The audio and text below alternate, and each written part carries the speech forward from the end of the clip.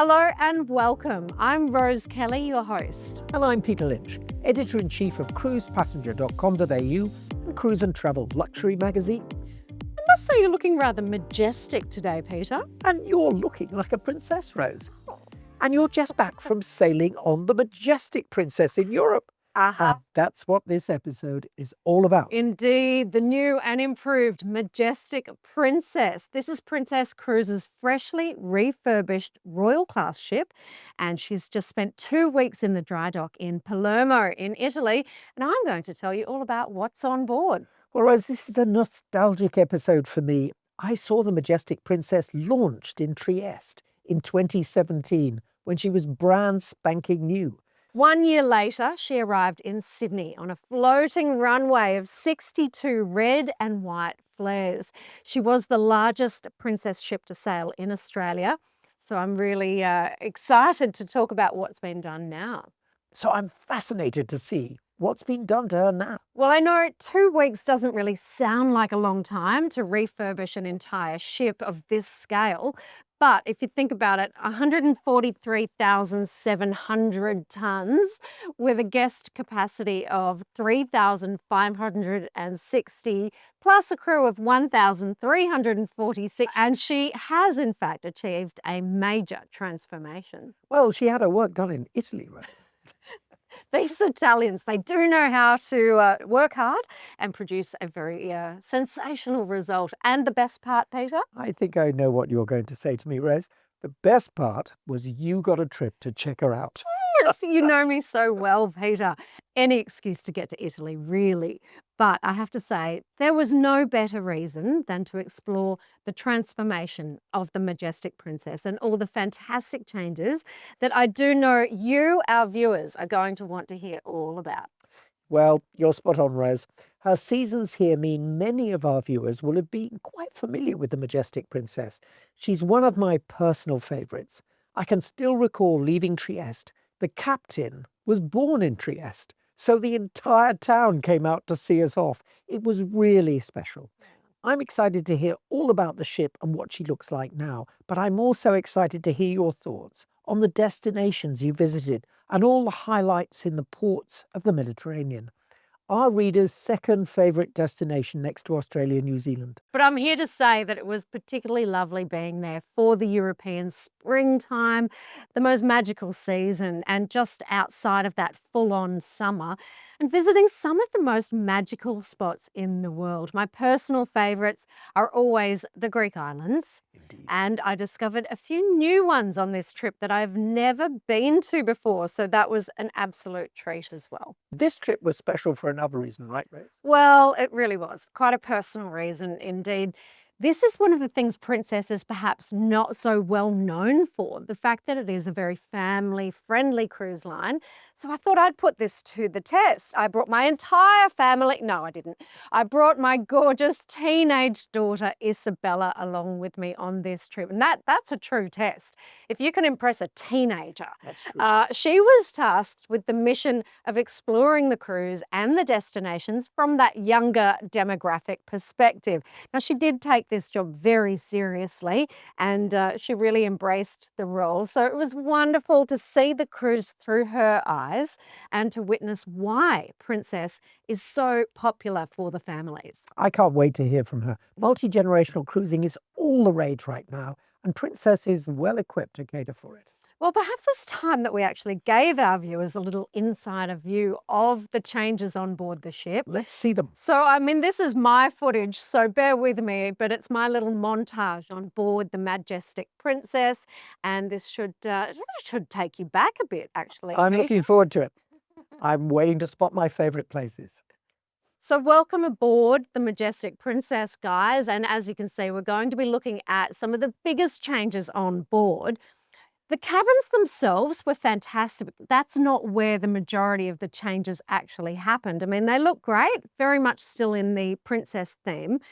But what I noticed, Peter, you'll be curious to know this, with the change from the Chinese market, the Harmony restaurant, which was known for its delicious Chinese-style cuisine, very popular, That's now become Sabatini's, which, as you can guess, is more of an Italian-style cuisine. And I mean, I love Chinese dining, but I also can't resist Italian food. So maybe it's a personal decision, but I've got to say, the new Sabatini's, it's going to be a crowd pleaser. Who doesn't love Italian-style dining? Who doesn't love Italian food?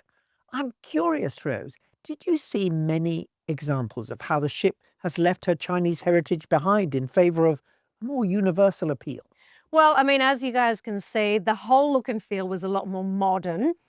It was quite subtle in the way that they've left behind that sort of Chinese market feel, mostly, in signage, but all the restaurants that they've brought on board now really were designed for that more European or Western style market. So, you've got really international cuisine in terms of all of the dining. But here's a funny one. I found this quite amusing. We were on a tour of the updated Lotus Spa facilities, and then we were told that there's a handful of new spa treatment rooms. And I asked, well, what are these spaces? What were they before the new treatment rooms? So, Peter, if you could have a guess, what would be one of those Chinese designed features that it would have been very popular? Well, I know exactly what they were, Rose, They because I tried them out. They were karaoke Yes, rooms. karaoke rooms. I mean, I've got to say, I love a karaoke room, so I was a bit disappointed they were all taken out. Everyone loves karaoke, but I don't know. Particularly the Chinese. Very, very popular. My rendition of Blue Suede Shoes has a place in karaoke history and certainly a place in Majestic Princess's history. Well, I mean, another example would have been that they've brought in the new, very popular O'Malley's Irish pub. Yeah, Aussies, amazingly popular. Aussies love a good Irish pub, They do. plus the Italian trattoria Sabatini's. Then there's the ever-popular Crown Grill for a brilliant steak night. Love it. Alfredo's, very popular for that Italian-style pizza. And, of course, one of the big crowd pleasers, the Catch by Rudy. This is where you can have the most divine seafood at sea. And my personal favourite was one called the Ocean Terrace. This is a sushi bar, and it's so fresh. Oh my gosh, take me back in Yes, the day. Catch by Rudy's is relatively new, but really, really popular. And the Crown Grill still has the best steaks. And their French onion soup is my all-time favourite on any ship. Ah, I love a good filet mignon, but also I do love to shop, Peter. This is something I've heard. Peter, you know this for our viewers at home. So the shopping on board was really exciting to see the whole refurb. They've put a lot of time and energy and money into redoing this and bringing it more into the Piazza main area. So it was really central, very accessible, very dangerous. And when she was launched, it was the largest retail area on any ship in the world. Ooh, and a few brand new features. My daughter Isabella happened to find one of her favourite new features, which was new to any princess ship in the entire fleet at sea. So, I mean, Isabella and every other kid on board, they found the candy shop. Oh dear. Yeah. So you can picture it as sort of American style, I think, in the candy store concept. But there's every candy or flavour of chocolate or lolly under the sun could all be found in this one pop-up style destination right in the heart of the ship. So every parent was a bit wary of that as well. What's not to love? Oh, well, the beauty of this, Peter, is that everyone is a winner, and with all the new features on board the ship, this is why I'm a firm believer that it'll be a big hit with the intergenerational cruise market. So let's hear from Izzy herself. Well, yes, indeed. I did manage to hold Isabella still for a moment with a little friend that she made while on board. So here's a little chat with Isabella and her friend Charlotte from the Majestic Princess. My favourite thing about being on Princess Cruises is to get to go to the Wally store and choose our very own Rollies. With kids and everything, there are awesome things to do, like go to the candy shop or go to the pool or kids club. There are just so many fun things to do. Filet mignon is the best steak I've ever had in my entire life. There are so many options. Nearly every menu has a kids menu as well. So yes, there was a chocolate fountain with so many different desserts. It was amazing. Because I really love Greece, and I really love like Olympia, Catacalon, Corfu, a lot of different places, but I also like Italy. I love the Mediterranean, and this is one of the best places to go on a cruise ship because every day there are different places to explore and different shore excursions that you could go on, like a boat on the harbour or like walking through ancient ruins. It's just amazing. There are so many different things to do. Adorable. And that was Isabel's first ever cruise. What a special trip that must have been. Well, I've got to say it was a real eye-opener for me, just in terms of why cruising is so popular with families. It does make sense for me now why families love a cruise, from the grandparents to the kids, and absolutely for, my market being the parent age, everyone feels like they're being catered for, and made to feel very special, given that their own experiences on board are there to love, and that quality time together or apart. Cruising is definitely designed as the ultimate intergenerational way to travel, and Princess really does that very, very well. And so that was a very special trip for Isabella and I think we'll remember it for many years to come. And I believe you also became great mates with the captain. Oh, well, I love to chat with everybody, but this captain, he was very, very enigmatic. He was Italian, so you couldn't not become friends with the captain, Peter, and well, he loves a crowd. He was a great talker. And did I mention he's Italian? Several times. Here's a little snippet of my sit-down interview with the Majestic Princess captain, Giuseppe Castellano. Well, here we are on board the Majestic Princess, and this is a very exclusive opportunity to sit down and have a chat with the captain. Captain Giuseppe, thank you so much for having Cruise Passenger on board with you today. You're very welcome. Now, It's a pleasure to me for having you on board. do you say that to all the Australians? No, I say to everybody, but the Australians are a bit special, because they come from long way, and you always welcome them the best that we could. Do you love this itinerary? Of course, yes. I think I've been very lucky because, it's only 3 years that I am captain with the Princess. It's 25 years with the company, and I've been in the Med a lot when I was an officer. But as a captain, I've been doing this itinerary. I think is a plus. And for me, it's very important. So I'm very happy to sail the Majestic around this area.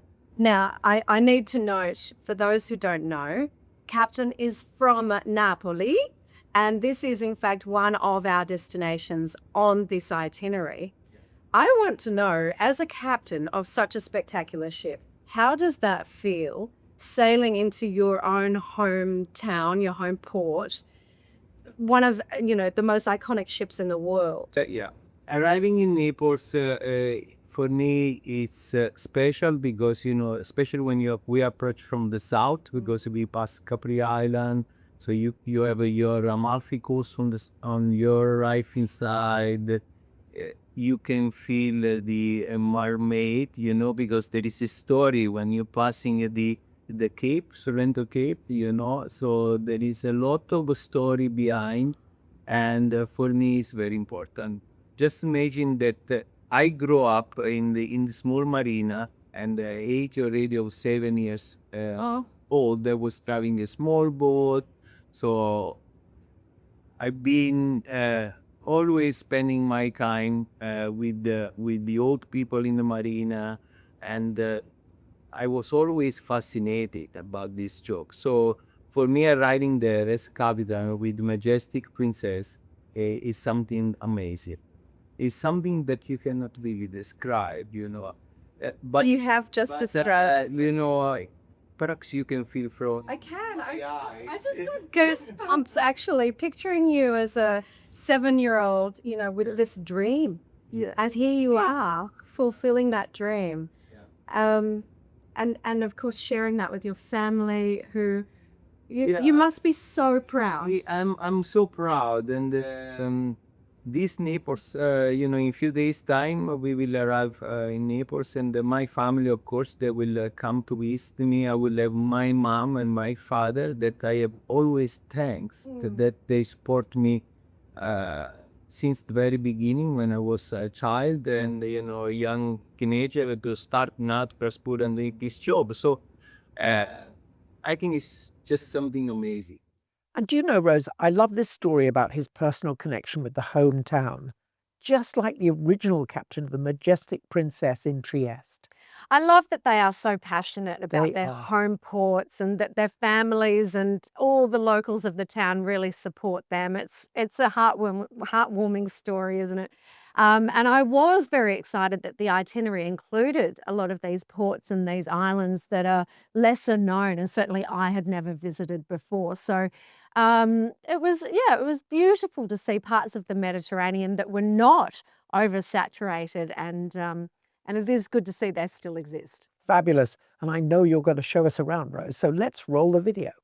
Okay, so I mean, this is kind of like my my slideshow tour of the highlights of the Mediterranean, but I'd like to say it was 10 days throughout a bunch of these Greek islands, lesser known ones, as I've pointed out, and a particular part of Turkey that I hadn't been to or even heard of before as well. And then we finished off in the south of Italy. So, I mean, obviously from the vision, we're going to see areas that are very well known and iconic, like Mykonos, for example. And this is really picturesque. I know that for my daughter Isabella, this was that postcard perfect side of the Greek islands that she was able to say, oh, I've been there, I actually made it there. And walking through some of those cobblestone streets and laneways, seeing all those majestic colors and the white architecture with the iconic donkeys near the windmills. It was absolutely picture perfect. And then we went on to various destinations that I said were lesser known. So a place called Catacolon. I know that one to me was brand new, Catacolon. Cata what? Yeah, I know, right? But for anyone who's a bit of a history buff or an Olympic fan, here's the clue. This is like the birthplace of the original Olympics. How fabulous. I know. That was a sure excursion like that. Okay, well, you'll see some slow motion video footage here, and I want it in slow-mo because this was a priceless moment. The highlight of the shore excursion around Olympia was that they gave everyone, the families loved this, my daughter loved this, everyone got a chance to actually reenact the running of the Olympic, 100-meter run, right? And this was a great moment. I got to really, put my running skills to the test, Peter, and Isabella was proud. She actually won the race. Of course. Which 14-year-old wouldn't. Gold. I got very competitive here, and none of the other people in the race stood a chance, really. But, I mean, you could see this is where my moment to shine Absolutely. really came through. But, yeah, so, I mean, I was a second. But Never mind. It was a wonderful moment. Silver medal is still good. I know, and something we can talk about for years to come. But onwards and upwards, Peter. There were so many beautiful stops. So we went to places like Corfu, beautiful places like Ephesus, which is an ancient site. Beautiful. And the views, the history was one thing, but the views were exquisite. Yes. And then we went to a place in Turkey. I love Turkey, but I've really only ever experienced Istanbul. So this was a side of Turkey that maybe you wouldn't have heard of either, Kuşadası. Kuşadası. And so there were some spectacular ancient ruins here, and it was really quite beautiful. We went to the original place of where the last sighting was of the Virgin Mother Mary, which is considered by the Vatican. The Pope has actually blessed it now as a holy place. So this was quite special. But what about your favorite shopping? I know, Virgin Mary, what? The shopping was exquisite. I've got to say, this was the unknown shopping highlight of the Mediterranean. I hate to bring it back to the shopping, but it really was that good, guys. So yeah, we've been spiritual, we've been shopping, we've seen the bazaars. It was something for everyone, I've got to say. It sounds amazing. Okay. Spoken like a true shopaholic there. Well, I've got to keep the pace up. Like I said, there was so much here. So All right, so I want to tell you about my personal highlight, and also the kids loved this. So we went from the giant Majestic to a 42-foot catamaran sailing around the harbour Oh of my Corfu. gosh. This was so special. I mean, the water, it looked warm. I've got to tell you, just for inside perspective, it wasn't that warm. But the kids loved the snorkeling. I loved the lunch on board, and viewing all of these amazing historical sites from the ocean was very special. The Venetian palaces, and those picturesque bays. It was paradise on earth. Sounds absolutely gorgeous. And as a yachty, I would have loved that experience. You would have loved it, Peter. And then we're into Italy, On to right? some famous cities. Yes, I mean, Naples, who doesn't love Naples? I used that as the gateway to jump on a ferry and go and explore the Isle of Capri. Oh, it's gorgeous. You can do this in a day. Such a beautiful island. It's really easy. It's about a 45-minute ferry ride there and back. And once you're there, you can just make your own way around. You catch the the funicular to the top and just, Yep. go for a wander around, go for a beautiful lunch. That's where we ended up. We just found a place right on the water. And it's filled with the gorgeous homes of film stars and former Hollywood producers. Their gardens are just magnificent. That's it. One of the great wonders of the Mediterranean. One of the great wonders. We felt like movie stars for the day. It was just, Yep. you can be anyone you want when you're on the Isle of Capri. And I hate to say it, but it sounds as if you missed the shops because they're all top brands. Too expensive, Top I've got to say. brands. I didn't mind They looking are at them though. so expensive.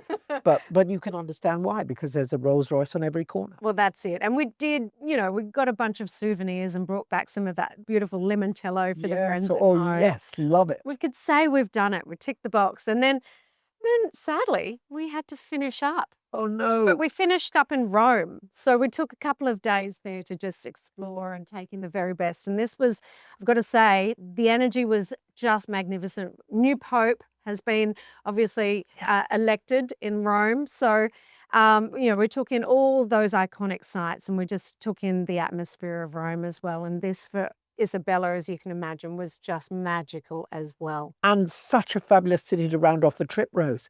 I love Rome. A statue around every corner, great food, and the Italians' wonderfully laid-back atmosphere.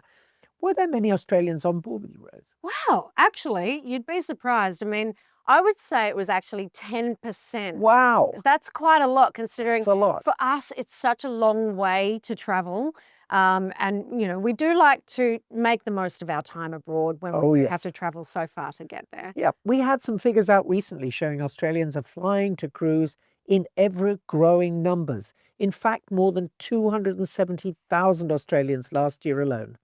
Our readers are particularly keen. Tens of thousands of them go overseas, and Europe is their #1 hotspot. Well, I mean, Europe is absolutely spectacular. It's so different and diverse compared to Australia. And as I said, we Aussies, when we travel, we go further, we travel for longer, we really immerse ourselves, I'm proud to say, in as many experiences as possible, and we make the most of our time away. The great thing about touring in Europe today is it's such a bargain.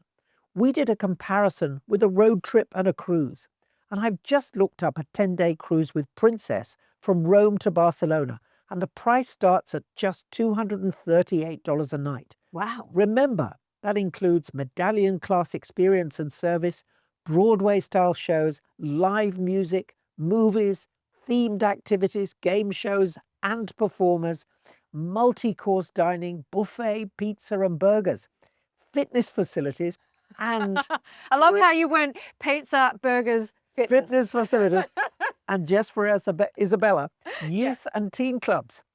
Wow. Great value. Wow. Great value. The value in that, $238 a night. So, I mean, Majestic Princess is in the Med until the end of July, and that's before she then heads to Canada, then New England for August right through to September. And then she's off to the Caribbean from October to December to finish off the year. Yes, but other Sphere class and Royal class ships are still available for the Mediterranean itineraries. I think you talked to some of the passengers, Rose, and they were particularly enthusiastic. Peter, I talked to all the passengers, but I convinced a few of them to sit down and have a chat with me on camera. This particular couple was so lovely, and I felt like they spoke from the heart that most Aussies would be able to relate to. So here's a quick chat with just a couple of Aussies on board and their thoughts about the ship and the entire itinerary experience. And watch out for how many cruises with Princess they've done. These guys are impressive. They've done a lot. My name is Sandra and this is David, and we're from Sydney, Australia, and we love cruising. We've really embraced cruising. We have actually only been cruising for the last 10 years, and a lot more so in the last 7 years since our retirement. So like a lot of Aussies, we're very keen to cruise.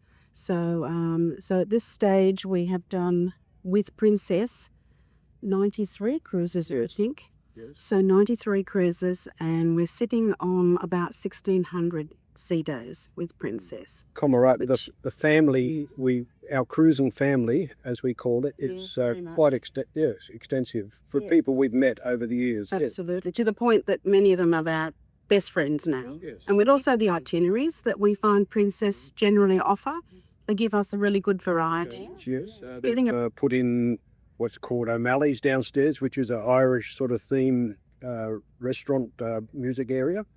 That's pumping every night. Yeah, they did away with what was called Vines, which was a more of a wine bar, wasn't it? Yeah, much quieter. So I think that was a good move with the O'Malley. Changes from, they've taken one of the Asian restaurant away, Harmony, and put in Sabatini's, which I think is still quite popular. So that's been probably quite a good move, although there were a few little disgruntled people. I think really looks clean and tidy. She's it's good to see familiar faces when we get back on too. Oh yes, absolutely. And of course there are quite a few Aussies travelling at the moment. Oh my goodness, how gorgeous are Sandy and David. My gosh, I want to cruise with believe them. it. I have so many cruises. I can't believe it. And for our viewers at home who want to experience the sailings around the Mediterranean or any cruises on the Majestic Princess, it's really very easy. Just contact princess.com or connect with your professional travel advisor. And don't forget, you can follow all the latest cruise news by signing up to our newsletter at cruisepassenger.com, or you can buy our fabulous cruise and travel magazine, which is available at all the best news agents, or you can subscribe at cruisepassenger.com.au/magazine.